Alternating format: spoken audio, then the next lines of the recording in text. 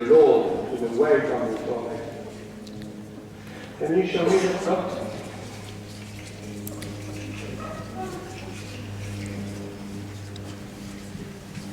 Now the right foreleg, the right foreleg is in fact both on leg. The right foreleg doesn't swing forward, he does not have, he should have a dorsal rotation of the pelvic, and he does not have that. So he must have a rotation. At the walk he goes the left, but at the trot it's the right.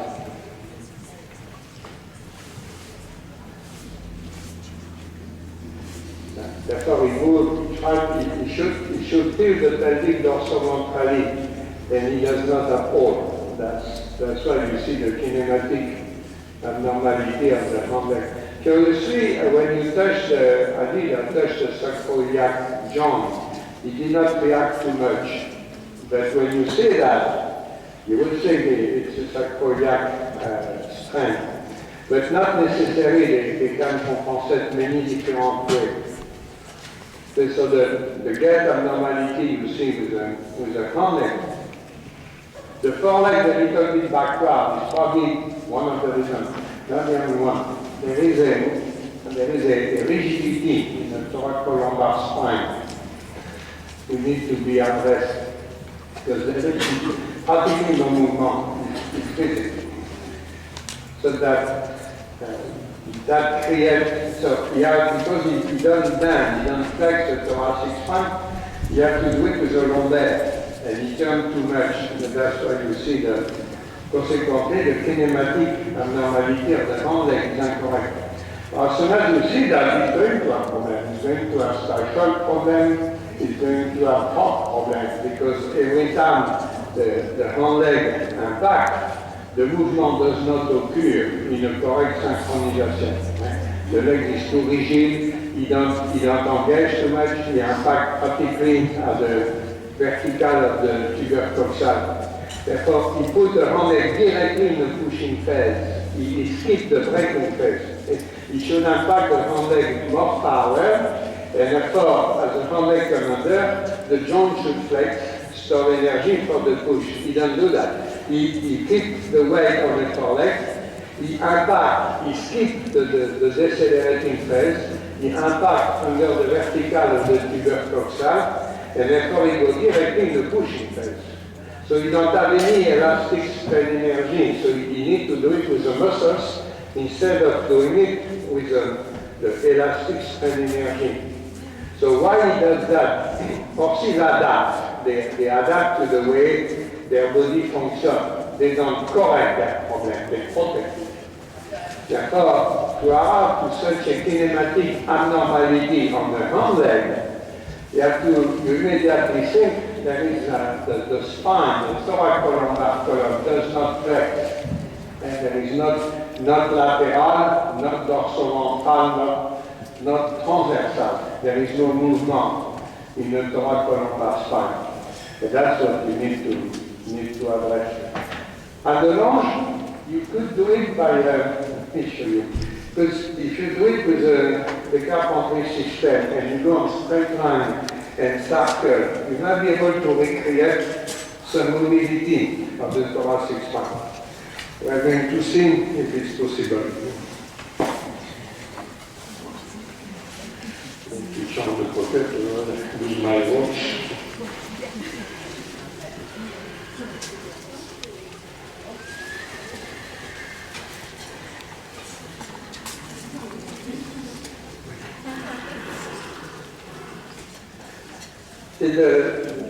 The way it functions there, the thoracic spine don't move.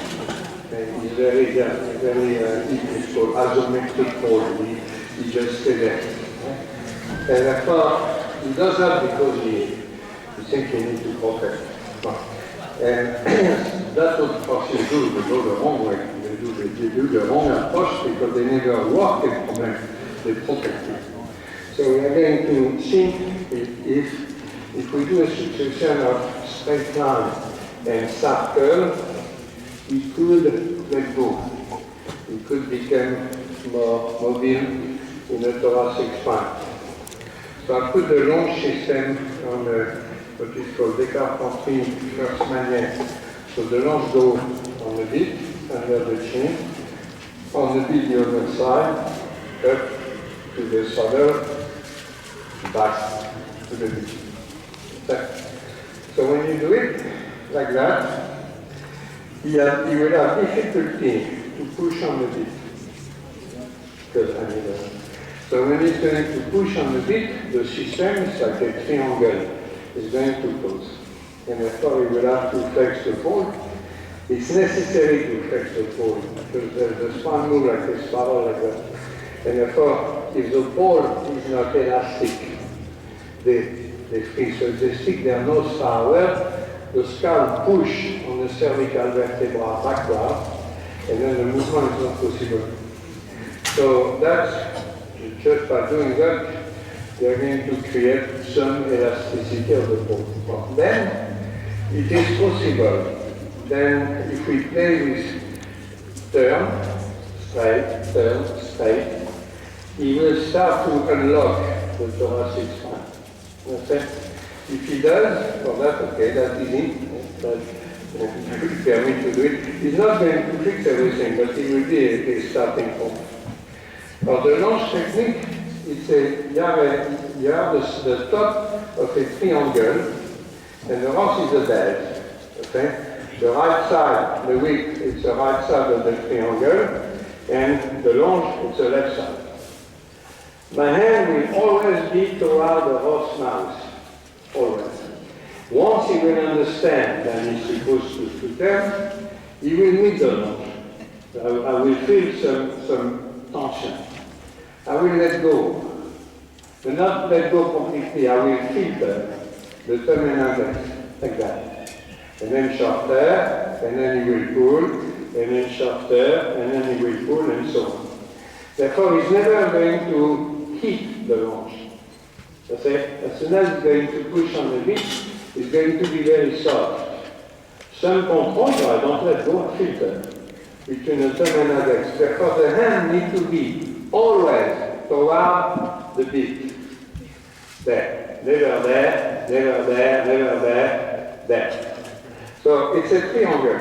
You have the horse is the base of the triangle, and then your hand, the left hand, is contact the lunge, the right hand push. And I push until he understands he's supposed to move on the circle. The right now he tries to go toward me, therefore I push him until he understands he's supposed to go on the circle.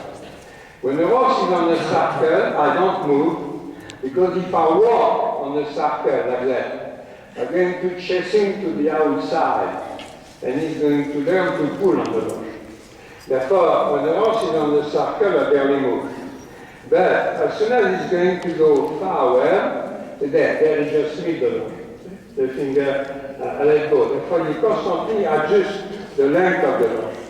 And then as soon as he understands that, you go straight. You move next to him, next to the shoulder, and then circle. Then you need the lunge. Right? You just did. So you let the lunge, you elongate, and then you shorten. And then circle. And as soon as he's okay, straight line. So you move next to him. They understand that very fast. And then circle. So when you're there, you just need the lunge. So the filter concept is very important. So they are not afraid of the contact with the lunge, because as soon as they have contact, it's a filter. And then so they start to become mentally more quiet. And then the straight line, he goes straight, and then circle. Therefore, the position of the spine has to change. You go from straight to bend, to straight to bend. They don't bend too much at the lunge, but when you play between straight line and circle, they start to do it because it's more comfortable for them. It's easier. At the trot, you will occur better. But you need to get used. So then he's pulling on the lunge a little. So I filter, shorter. So you learn that the contact on the lunge is going to be very soft. You never pull. like when you are very, very soft, what that's there, then filter. You don't let the circle become too big because you will be out of control, which is not a problem because you do as many straight lines as circle. Therefore, the straight line is good. The gain from the straight line to the circle encourage the horse. He will have less tendency to lock the back on isometric hold. So it's an interesting thing to do. On the circle, a horse does not bend at the lunge. They lean inside. Therefore, the lunge on the circle tend to stiffen the back because they lean inside. They don't bend. They bend the neck, but not the thoracic. At the contrary, when you play between the circle and the straight line, you change the position of the spine. And therefore, they are less likely to lock the thoracic spine. At the trot, we are going to do exactly the same. Push him at the trot. So, then, see the mechanic of the back is not good. It's length on both front legs. So I'm going to go on a slow cadence. That's a little bit too fast. Yeah, there. And then straight. And then turn. Of course, at the trot, you cannot walk too long. Or you walk, you don't run. You go straight. And then you turn. It's very soft. You do it, it's like a ballet. You need to be very, very soft movement. And then straight, and then turn. So on the turn, you don't move too much. Keep him at the top. Slow cadence, and then straight, and then turn. And as I practice that, if you walk, the back is going to become more elastic, little by little, and that should clean some of the kinematic abnormality of the hand leg. And so we have to do it for a while. It's going to take some time. But the technique, you stare at the top, the technique is that now you can use the dressage whip or the lunge whip. The lunge whip works better because I start to do whatever. The lunge whip works better because once you do it this way, they look at you. They are very concentrated on your body movement. And if the whip moves over the breast, they contract. So on the trot, the cadence, when he's going to use his back, the trot is going to pick up more suspension. He's going to place the neck by himself. So it's going to go from a high neck position to a lower neck position because it is not the neck who places the back, it is the back who places the neck. Therefore, as soon as he's going to start to use his back on a rhythmic fashion, the trot will become more rhythmic, more square. The neck will change position. He will find by himself the place where the neck is going to help him to function with the back. Therefore, so the straight line and the circle and the straight line and the circle is going to change the trot. The trot is going to become more rhythmic, and when he will do it, the position of the neck is going to change. Let's say there, the trot is rhythmic, and soon it's going to change the position of the neck. It takes time. It's not something to do in 5 minutes, but it's a technique it's not the only thing you need to do, but it can help him. You have a launch technique where there is start to work, where the horse is going to function. That he was doing it, and then he break to the walk. We start to think about it. Yeah, there. That's the trot I'm talking about. There. When you trot like that, the back starts to function. Okay, so you unlock the problem. His way is that, and then the hook goes completely wrong. Therefore, if you can recreate some mobility of the spine, the pelvic, the spine goes this way, the pelvic starts to do that. And then the whole leg became better. So when you give this hot, and the neck comes in place, all the theory placing the neck, sidelines and all these things, it's just a misconception. The neck don't make the back work. Each horse has his own neck position. Each horse. Il dépend de fast twist, slow twist, the orientation of the neck. There are many elements, the extrinsic muscles of the forelegs. Each horse has his own neck posture. Where, because gravity acting, the effect following the cervical vertebra, the neck does have a position when he helps the horse to function properly in the thoracic spine. Therefore, when you make the thoracic spine function, the neck comes by itself. Okay? That's what you did there.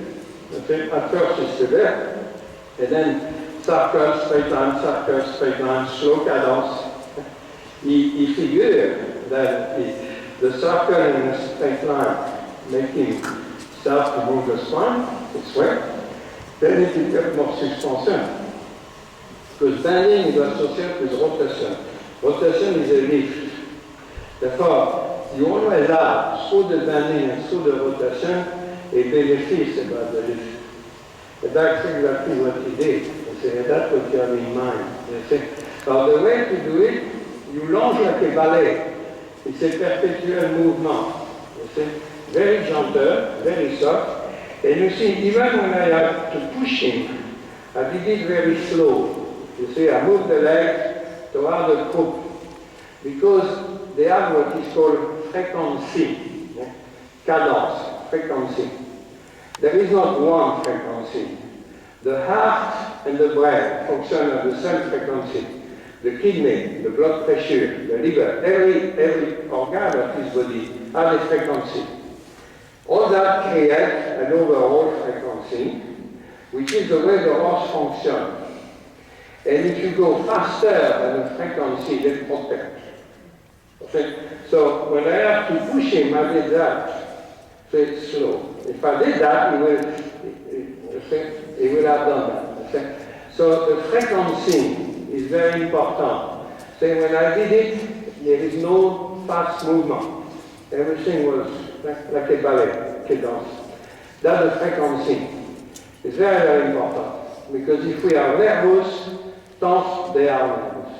Okay? At the contrary, if you hold your body on the frequency of the horse, then it's another component. They become reassured. They don't have to protect. You see? So you do that. Then the contact on the beat. You are going to feel the contact, and you filter. Okay? You let go. I did it 200 times. Then you shorter. Then you filter. When you shorter, you have two ways. You can do it like that. So if the lunge is properly set in your hand, you can shorter like that, or like that. So both way work. So you create a situation where the calmness of your body movement, your energy, they feel you, and you are not like that, they are energy. The way you move with the horse, straight turn. You start to feel comfortable, you start to explore, then he can move his back. And then when you start to do it, you can see the gap change. Instead of a top like that, you start to function. That, when you walk at the lunge, that would be a good approach, because you are already going to teach him, instead of freeze the thoracic and then move the lumbar the wrong way, you teach him to use the thoracic, not freeze, okay? And then you walk on the time.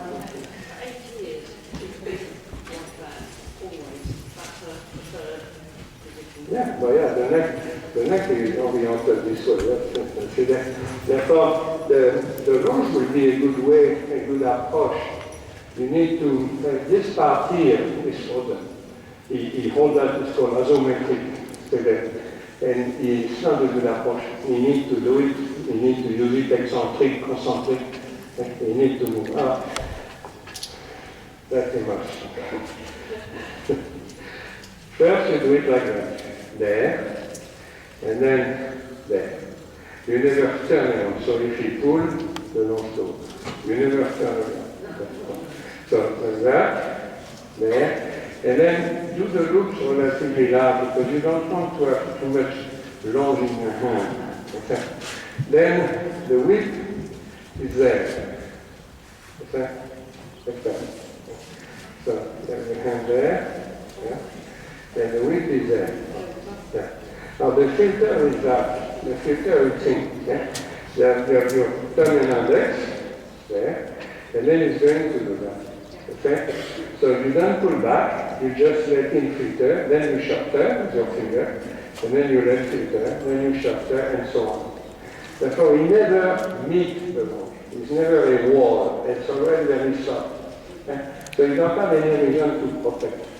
He will become very reassured. So the contact on the beach can scare them. So because it's a soft contact, it's going to relax, no strain, no problem. And then you create a triangle. So you have the top of the triangle, yeah? And then you push him. So when you push him, no, don't move backward. So then he's putting you at the lunge. Okay? If you move backward, there, the rocks lunge. Okay? They are very good at that. They lunge us very fast. So you want to go toward you. Okay? Stand your ground and push him. So they are here, pop. And then he move away from you. You don't move away from him. He move away from you. You push. Okay? And then your hand is there. They're soft. And then you push until, don't pull, then set. You push until he move away from you. Okay? It's about 10, Kick his butt. He's a man, kick his butt. There is always a good reason. You just don't know it. Now don't move backward. He's going to lunge you. No. The saddle. Place yourself in front of the saddle. And now you push him.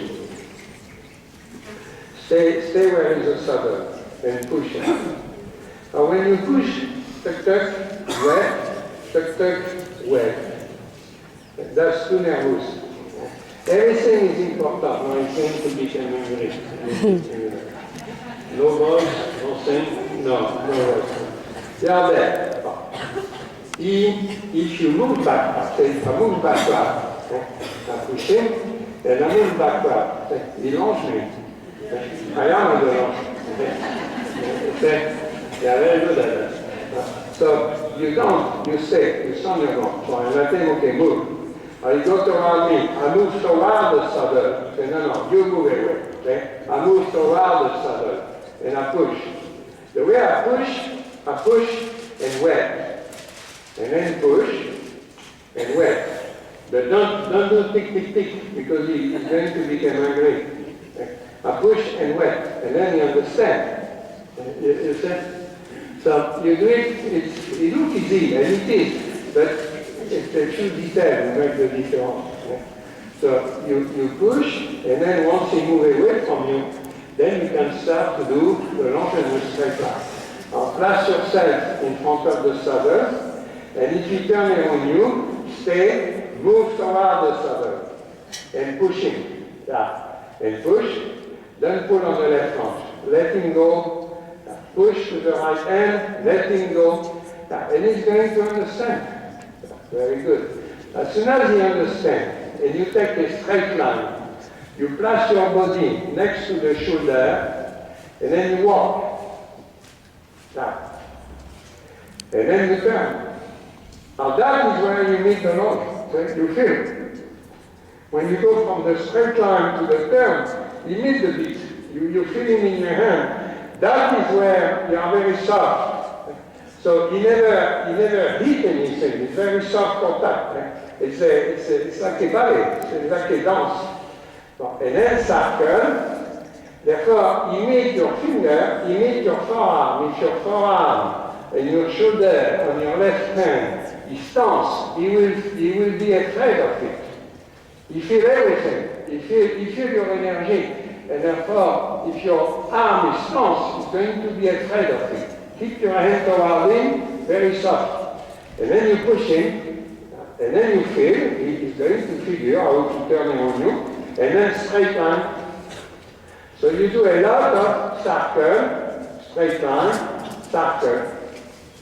And you move next to his shoulder. That's like that. They understand that very fast. And then circle, and then they like it because it's a body language. It's like a ballet. They play with us. They like it. So you do a lot of that. One circle, one straight line. One circle, one straight line. So you launch, you use all the ring. One circle or half a circle, and then a straight line. Yes. And the straight line is parallel to the long side.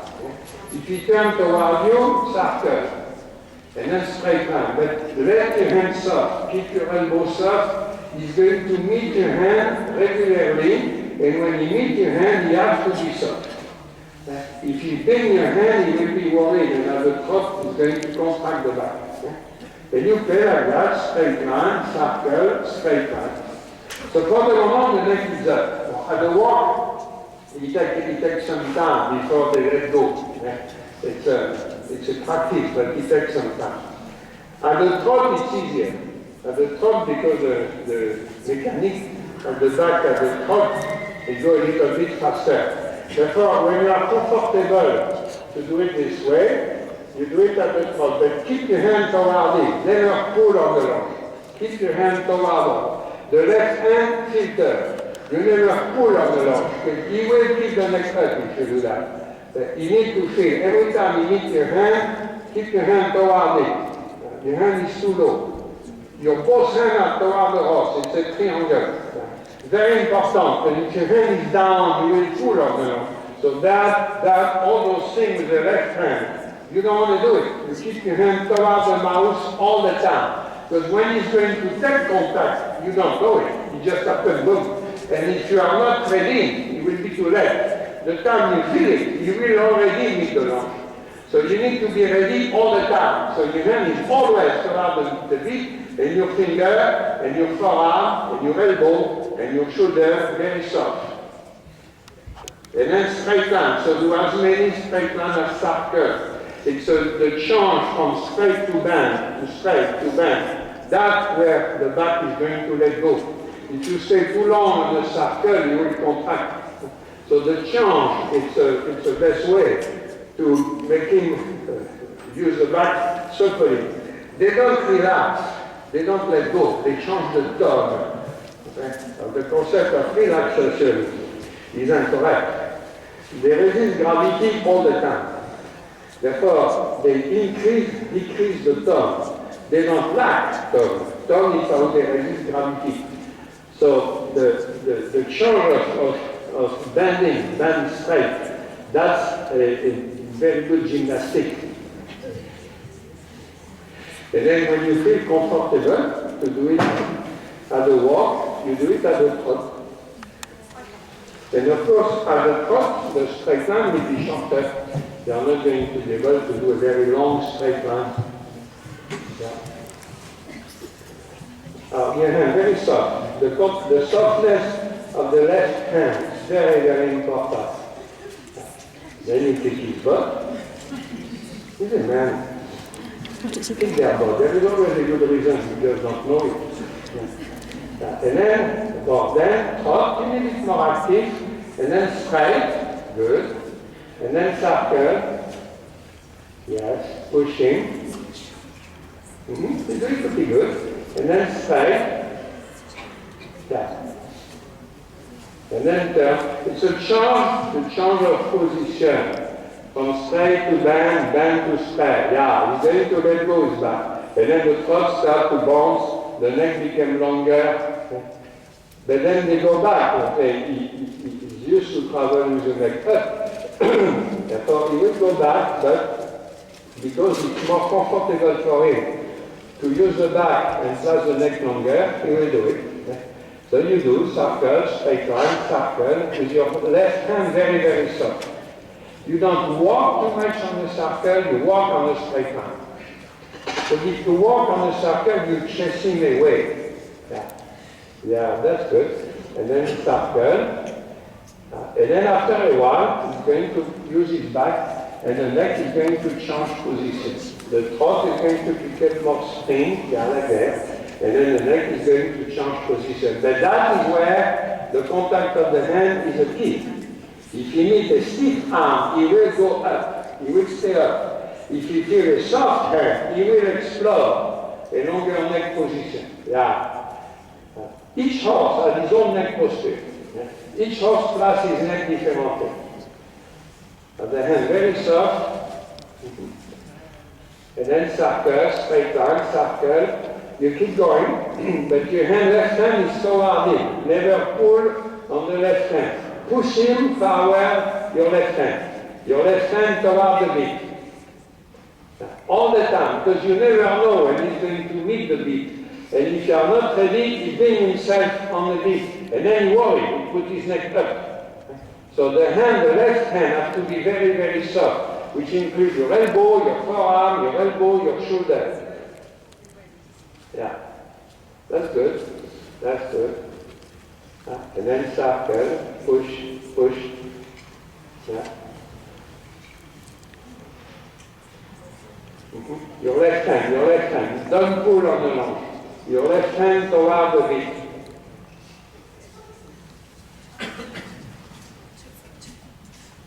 Yeah. And then circle, don't pull on the lunge. Yeah. And then you push. Yeah. Your left hand toward him. Never pull on the lunge. Keep your hand toward him. It's very important. Otherwise, you will the neck up. It's a protection. Right? Well, you protect his back, lack of balance. But the contact on the beat is one of the things he will protect himself. Okay? And therefore, if the contact is hard, if your hand is there, you are not going to be able to follow. Your hand is there. And then every time you meet the beat, you let go. But you are ready all the time. If you are there, the time you meet the hip is too late. Okay? So you have to be there all the time, never that, there. Then he learns to pass forward your left leg. Because his neck is high, naturally, the contact on the beat is a major thing. If he feels soft, he's going to go for it. He's going to put the neck longer. But if he feels any hit, he stays there. And then he loves the back. Okay? That's the thing you need to think. Yeah. Naturally, you want to do that. So you stay there. You push it forward your left hand. So the one is doing pretty good. That's a technique that can help him, because as soon as he bumps it, then they don't lean. At the top, on the circle, they lean. They lean on an angle of 69 degrees, which is not good for the joint. When they start to pick up spring, bumps like that, they don't lean. So to make the spring, it's easier to be vertical. So the bones of the trot, it's a good thing, they don't lean. But then because they bend a little, then you go straight, then the circle, then the change of position encourages them to then go on an isometric protection. And then they start to explore a trot more wrong. As soon as they do that, the lumbar vertebra don't have to compensate as much. So instead of go this way, it starts to function this way. That's where the lunge technique can help you. But you have to be done very, very precisely. Then you can see as he was doing it, sometimes he was starting to overflex the palm. Okay? That's the side effect of the first manière. The first manière does that. Okay? The good thing of the first manière, they cannot pull on it. The bad thing, they tend to overflex. Therefore, when you overflex, you do it differently. You do it on the second manière.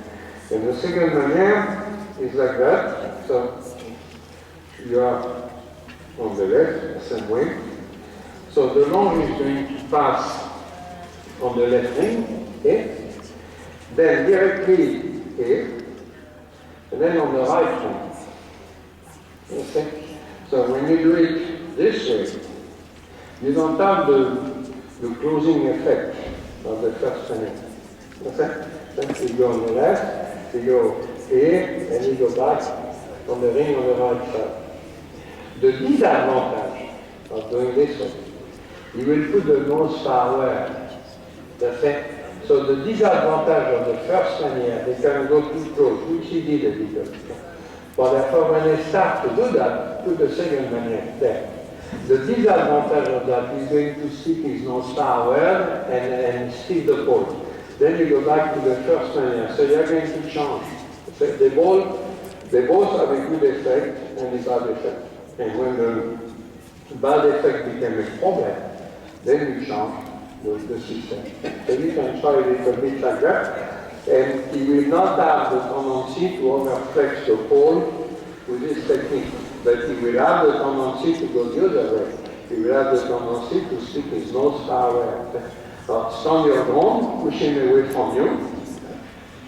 You push, you wet, you push. And you don't move backward. Stand your ground, push him away. Push a teeny bit stronger. Push. Lower, don't put the weight too high. Well, now you go away. Now you're okay. Now you can do straight line, circle, straight line. Okay. Now the long system, doing this way, will have the same effect. It will encourage him to explore a position of the neck. The side effect would be he could use that to put his nose forward. If he does that, we go back to the first manière. Everything you are going to do with the horse will have a good effect and a side effect. Everything. So it is good to know the side effect. It does not mean it's bad. It means that the possibility, it's possible that the horse reacts this way. And if the horse starts to stick his nose forward, you go back to the first manière. And your left hand always touching softly. So you feel your elbow, you feel everything. You feel the softness. So you keep your hand very soft. That's pretty good. And when you will feel comfortable with that, you will do it at the top. Your left hand toward it. Never pull on the long. All those techniques to make the left hand move, put that on the museum of the horse. It was wrong. We know better than that now. Yeah, that's good. And then when you feel comfortable, do it at the top.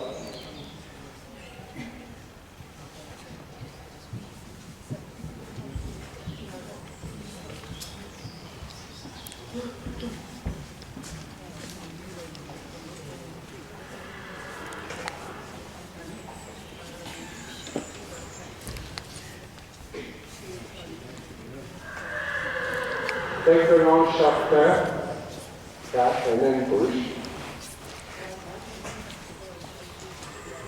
A bit stronger. Don't pull on the long. Don't pull on the long. Keep your hand toward it, and then push. Yeah. And then same technique, okay? And then after a while, circle, straight hand, circle. It's going to let go the back, and the neck will come in first. Okay, it's more up on this technique. Okay, don't pull on the long. There. He's going to react, he's going to get both techniques work, but if you keep the neck up, go back on the first one. There, that's good. Yeah, there. Once you have the throat, you have the neck. Yeah. It's the back who plays the neck. It's not the neck who plays the back. So you can play with the two techniques, and then what you want with the front, you just do it when you start to jog, yeah, like that. Jog the front with the neck long. Not low, but long. Yeah. Yeah, like that. Yeah. See this spot, yeah, there. That's the thing. And the more you go into the that, the longer the stride, and then the neck will become longer. You do it pretty good. Okay? That's the last technique you should do. That will help you. Then after that, riding, walking hand, other things you can do, but just this trot rhythmic with a more spring and the neck longer, it starts to function better there, and you don't have so much problem. Okay? Good work.